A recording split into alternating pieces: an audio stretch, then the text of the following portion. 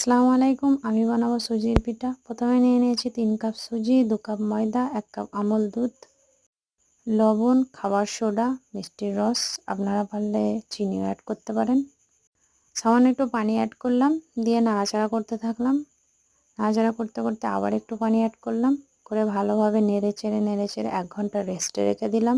1 ঘন্টা পর আবার ফিরে এলাম।